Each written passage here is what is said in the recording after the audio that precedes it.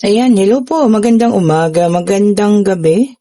Kung nasang panig tayo ng mundo ha, sana po ay nasa maayos kayong kalagayan sa pagpapanood ng bagong video na ito natin ngayong araw na ito. Ngayon po ay Martes na 19 ng Mayo. Ayan. Sana po ang lahat ay okay ha at walang problema. Ito kaninang situational reading itong makukuha natin ngayong gabing ito. Pwedeng sa'yo, pwedeng kanya, pwedeng kung kanino man.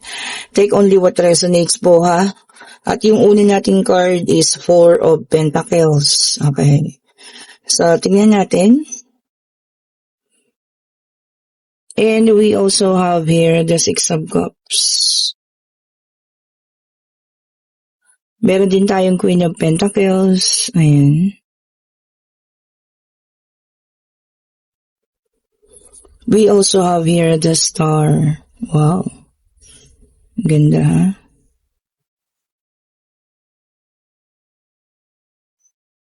Ayan. Tingnan pa natin ha. Take only what resonates po ha. Pwedeng sa inyo, pwedeng kung kanino man ano. Kung sa'yo, talagang para sa'yo po ha. And sa lahat po ng gusto ng private reading, kayo po yung mag-chat na. Ayan. Kumuha na kayo ng schedule ha. Para masabi ko sa inyo kung yun po ay available pa or hindi po. Okay po? Mag-chat na po kayo para sa ating private or personal reading. Pag doon po, kumpleto na yun ha.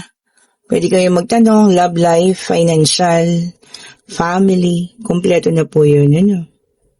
So, lahat with free, hindi pala free, may kasama talaga siyang 5 questions and random, kahit ano. Okay, dito sa ating pangalawang layer, we have here the Nine of Cups, we have here the Seven of Swords, we have here the Five of Pentacles, at meron tayong Knight of Wands. So, ayan, kompleto na po lahat ha. Alam nyo, meron akong nakikita rito, may mga taong magbe-betray, iiwanan ka sa yung pinaka-lowest, no? Pinaka-mahirap na yugto ng iyong buhay. Kasi sa nakikita ko ngayon, budgeting. Kumbaga, hindi ganun kadami, no? Kumbaga, sakto-sakto lang ang dating ngayon ng kaperahan. Minamanage mo naman ng maayos, no? Kaya lang may mga tao talaga, alam mo yan, pwedeng mga kaibigan ito, pwedeng mahal sa buhay din, na hindi ka kayang samahan sa yung pinakamababang oras at panahon. Na talagang alam niyo yun, kulang. Sinasabi nga, may pagkakataon pa na alam mo yan, pagtatawanan ka ng mga taong ito, mockery, ano ba yung mockery sa Tagalog? Kutsain. Kukutsain ka dahil nga yun sa mga ginagawa mong sideline, pagsisikap, ganun. Parang para sa kanila, kahit anong gawin mo, hindi mo yun kakayanin.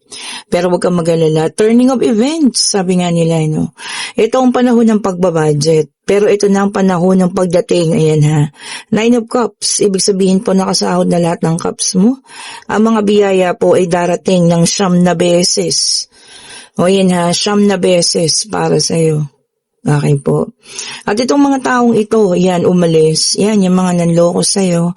Pwedeng mga kaibigan ka, mag-anak, iniwan ka. Pagsisisihan nila lahat yan. Okay po. Darating ang panahon sila rin na makakaranas ng kagipitan, At yung pagkakapos, yan.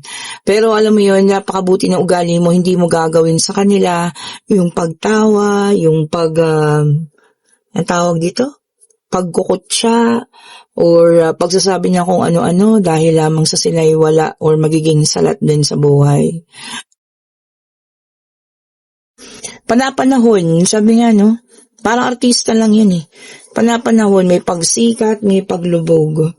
Kung sa manahon ngayon nakakaangat sila at ikaw yung taong tipong ginagawa ang lahat para makasurvive at para makaraos sa isang araw, ikot ang panahon. Pagbutihin mo ang ginagawa mo, dahil mong sideline. Pagbutihin mo yung paghawak mo ng salapi. Pabutihin mo yung pagmamanage mo, no? May mga panahon na hindi ka na manghihiram, hindi ka na maghahabol sa kanila, hindi ka na hihingi ng tulong. Ikaw na mismo, no? Maaaring ikaw pa yung maaaring magbigay ng tulong. Okay po. The star is here. Ayan, lahat ng kagustuhan mo, lahat ng kailangan mo matutupad na. Sabi ko nga sa iyo, turning of events, hindi laging ikaw yung nasa baba. Iikot at iikot ang kapalaran, pupunta ka rin po sa taas, ha? Okay po, so tandaan niyo po yan. And yung Knight of Wands, ayan, pagbabalik. Ibig sabihin kung dati maayos ang buhay mo, nasira lang nang dahil sa isang tao o nang dahil sa maraming tao, kung sino man sila. Ibig sabihin, babalik at babalik din po yan sa kaayusan. Oh. Maaari tinuturuan lang tayo ng universe para, alam mo yun, entertainin natin or biliin natin yung mga taong gusto natin papasukin sa buhay natin. Yung mga taong talagang makakatulong. Hindi naman yung makakatulong na, alam mo yun, yung sinasabi nga nila na pagsasamantala mo yung ano. Pero yung mga taong makakaintindi, makakatulong sa'yo emotionally, yung kaya kang itaas, kaya nilang ibigay yung support, no? Kahit hindi man yan financial, yung talagang binuboost nila yung moral mo and spirit mo dahil lang magagawa mong mga bagay na yun. Hindi yung pagtatawanan ka, mamaliitin ka, sasabihan ka ng kung ano-ano. Wag po, ha. Pag may mga ganong tao na nandyan sa paligid mo, alam mo na yung dapat gawin. Hindi sila, kailangan pag-aksayan ng panahon po, ha. Sila yung mga taong dapat nating bitawan. Okay po, ngayon kung sila mismo yung bumitaw sa'yo, it's a good thing. Hindi mo sila kailangang habulin, ha. Iyaan mo sila po. And we have here the Hierophant, may dalang number 5. Ayan, pananalig. And sabi niya rito, no, paniniwala sa Panginoon. Oh, diba? Kahapon pa yun, ha. Pananalig, pagtitiwala at pagdarasal. Hindi ka iiwanan yan. Pag yan ang kinapitan mo, no, kaysa dun sa mga tinuturing mong taong nagmamahal sa iyong mga kaibigan man yun, kamag-anak or ex-partner, ay naku, darating ang panahon po, iiwan ka niyang mga yan. Pero kung ang Panginoon, hindi ka iiwan niya. Laging nasa tabi mo yan. And we have here the Six of Pentacles. Darating ang panahon, ikaw naman na makakatulong. Oh, diba? Kung ngayon pinagtatawanan ka nila kasi panahingi ka ng tulong, siguro nga sinasabi nila paawa effect lang yan, pero hindi nila alam yung pinagdadaanan mo. Darating ang panahon, ikaw ang magbibigay. Oh, see, di ba? And we have here the Ace of Cups. Ayan, sabi niya rito, no? Happiness. Kung paghihirap, luha, no? Sama ng loob ang nararanasan mo yung ngayon. Ang kapalit nun ay kaligayahan, syempre. Masayang mga panahon sa piling ng mga taong tunay na nagmamahal sa iyo. Okay po. So, alam mo yun, oras, kanya-kanyang oras lang. Panahon nila ngayon, huwag kang mag-alala, darating ang panahon mo. And we have here the Two of Pentacles. Sabi niya rito, no? Kailangan mo lang ng i-balance. Ayan. Kailangan mo ring ayusin ang paghawak sa pananalapi. Okay. Huwag bigay ng bigay, no? Especially doon sa mga taong alam mong umaabuso lang sa'yo. Magtipid. Okay, itabi yung para sa inyo, para sa sarili po. Okay? And we have here the King of Cups. Alam mo, napaka-emotional mo ngayon. Maraming emosyon ang tumatakbo sa isip mo. Kasi pakiramdam mo mag-isa ka na lang. Wala lang mga, kaibigan dyan, kamag-anak or kung ano man. Kagaya ng dati, no? Hindi na kagaya. Pero okay lang yan. Malalampasan mo yan. Sabi ko nga, no? Malalampasan at malalampasan mo po yan. Knight of Wands, sabi niya dito, no? Making yourself busy, sabi niya. Oo, tama yun. Gawin mong busy ang bawat oras mo. Makabuluhan. Sila, hayaan mo silang pag-chismisan ka, pagtawanan ka. Kahit gawin na nila sa'yo, no? Dahil bandang huli, pagsisisihan at pagsisisihan po nila yan. Okay po? Hayaan mo sila. Oo, Nine of Cups. Wala na pong makapipigil talaga sa pag-ayos ng buhay mo, ha? So, kung ano man ito nararanasan mong hirap sa ngayon, hanggang ngayon na lang yan. Darating na po ang kasaganahan, ha? 9 na beses pa. O, diba? 9 na ulit. So, pag dumating yung panahon na yun, pangalagaan, At lagi mong iisipin na, alam mo yun, may panahon na magiging salat pa rin ulit, pero kailangan nating magtipid na sa panahon na magkakaroon ka, no? At pag-isipan din kung paano mag-save. O, di ba? Or itabi-tabi. And we have here the Magician na may dalang number 1. Ayan. Directing your will. Ikaw mismo, nasa sa iyong kamay ang pag-ayos ng kapalaran mo. O, diba? Huwag mo na silang pakinggan. Kung sa ngayon, yan ang pakiramdam nila sa'yo, oh, so be it. O, diba? Sabi nga, o, yan yung ngayon.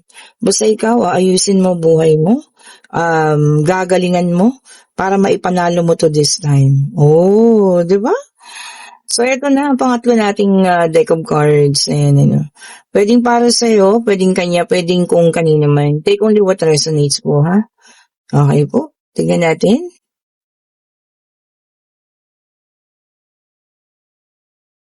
Pero napakasakit ng gano'n, yung para bang ikaw kinukot siya, pinag-uusapan, na kahit alam mo yun, hindi pa alam sa'yo. Pero pag nakikita mo sa mga mata nila, alam mong ikaw, yung ginagawa nilang topic of the town, gano'n, di ba?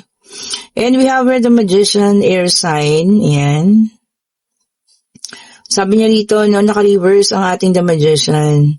O, ingat lang po ha, sa mga taong magaling mag-manipulate. Sabi niya rito, mga narcissist. So, ingat, baka may makilala kayo ha, mga manipulator. Ayan, dinitiktahan kayo sa mga bagay na gusto niyong gawin kahit na hindi na tama. Mag-ingat po ha.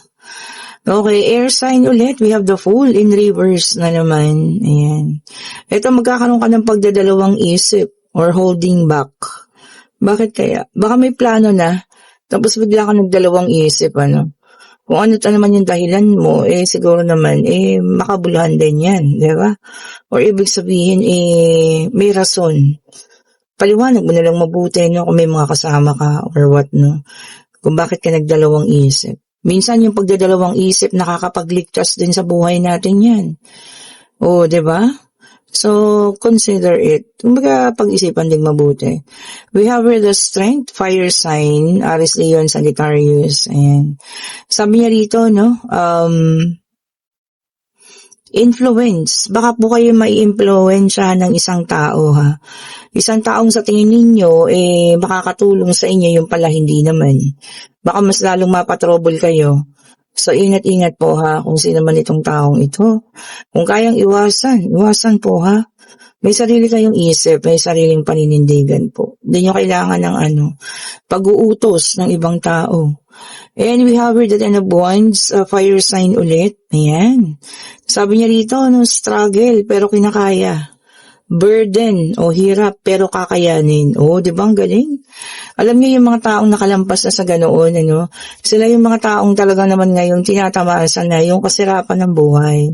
Kasi natapos na sa mga ganong yugto o pace ng buhay nila na sobrang hirap yung pinagdadaanan.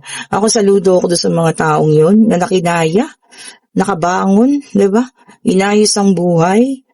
Saan at saan pa ba, di ba? Talagang yung pag-ayos ng buhay, pupunta at pupunta yan. Hindi pa laging kayo, sabi ko nga, nasa ilalim. Gulong ng palad yan, di ba?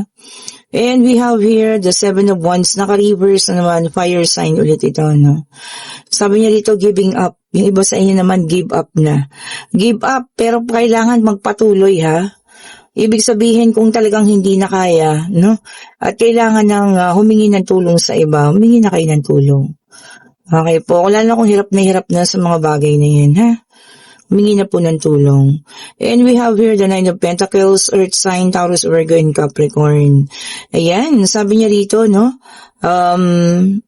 sabi niya rito, you have your self-sufficiency. Kumbaga, kaya nang i-produce, kaya nang bumili, kaya nang gawin yung mga bagay na gusto.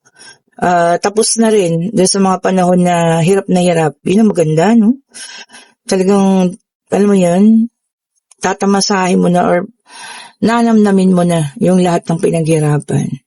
And we have here the King of Cups again, water sign ulit ito. So, lumabas na po lahat ng zodiac sign, ha? Air, water, fire, earth. Okay po, nandyan lahat.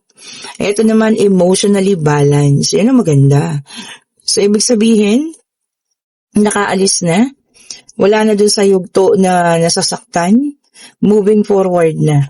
na pabalanse na po ang emosyonal. And we have here the Two of Pentacles, Earth sign ulit. Ayan. Yung iba naman sa inyo, may mga multiple priorities. O, ayan. Depende naman kasi, kayo rin naman po ang gagawa ng inyong mga prioridad sa buhay. Hindi naman namin pwedeng sabihin yan na i-priority mo to, i-priority mo yan. Kundi kayo po yung magdedesisyon kung ano dapat yung priority ninyo. Okay po, kung ano naman yan, na alam ninyong dapat nating unahin, go lang. O, diba? So, ito na, pwede na kayong magtanong pag-ibig pangyayari, financial, or kung ano man ang nais ninyong malaman na. Itanong nyo na po. Answerable ba yes or no? Mag-isip na kayo, no? Bago ko siya i-shuffle, minsan napakabilis kasi lumalabas agad. O, diba? Okay po, Divine Universe, ibigay mo kasagutan naman. Ayun na, sabi ko sa inyo eh. And yes po ang sagot na may dalang number 11. Ang ganda ng numero. 1 and 11 po ang numero natin ngayon ha. Sa lahat ng mga tumataya dyan. And this is the justice. O yan, meron ng kakarmahin. Siguro yung mga taong nanakit sa inyo, no? Yung mga taong binigyan kayo ng kahirapan, pagpapahirap sa inyo, ayan na, matatama sana rin nila. Yung matagal na sigurong dapat, no? Na naramdaman nila. Okay po? Ayan, kung nagugustuhan nating reading, pa-like, pa-share, pa-subscribe, and hit the notification bell para lagi kayong updated sa mga bagong videos na release natin. And kung kayo yung nasa situational reading na nilalait kayo ngayon, pinagtatawanan, or kung ano pa man, hayaan niyo po sila. Oras nila ngayon, panahon nila ngayon, pero huwag kang mag-alala, parating na yung panahon mo. Oh, 'di ba? Hayaan niyo po sila. At sa lahat po na may gustong umorder ng ating mga pampaswerteng bracelet. Siyempre, pag sa kapirahan, citrine, ayan, at agate. So, depende kung anong gusto ninyo, ha? This is the citrine mantra. Ito naman ang yellow-orange agate. Yung original citrine natin, hindi ko alam kung saan ko na naman nilagay. Meron din tayong power combination bracelet. Ayan siya, oh. Ayan. Combination ng original citrine, original jade, at syempre tiger eye. Lahat po original naman. At hindi dito ha. O ayan. Ito pa ang mga iba. Ang 7 chakra po. Ayan. Nandiyan pa rin. 7 chakra in white crystal at meron ding 7 chakra in black rose tourmaline. Oh. Ano pang hahanapin? Nandyan na po lahat. Okay po. Meron din tayong para sa pag-ibig. Ayan, mga rose quartz, carnelian. Ayan po, no. At green aventurine kung gusto niyo maayos ang inyong mga love life. Ayan, yung mga may ka-partner na medyo naka-shaky na yung kanilang mga relationship. Mag-green aventurine po kayo, ha. At ito pala yung isa, no. In white crystal. Oh, 7 chakra in white crystal po.